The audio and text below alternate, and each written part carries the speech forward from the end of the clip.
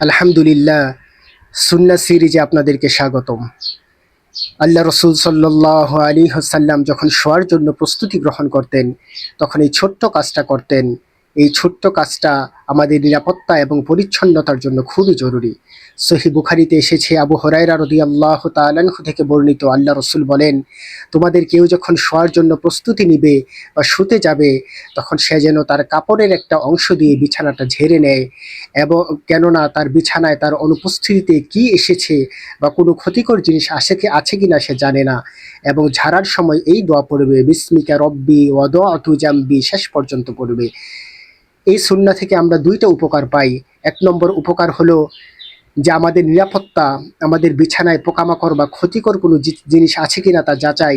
দুই নম্বর জিনিস হলো যে পরিষ্কার পরিচ্ছন্নতা বজায় আছে কিনা। এই দুইটা উপকার আমরা পেয়ে থাকি। আল্লাহ তাআলা আমাদেরকে আজ রাত থেকে আল্লাহ রসুলের সুন্নাহকে পালন করার তৌফিক দান করুন, আমিন।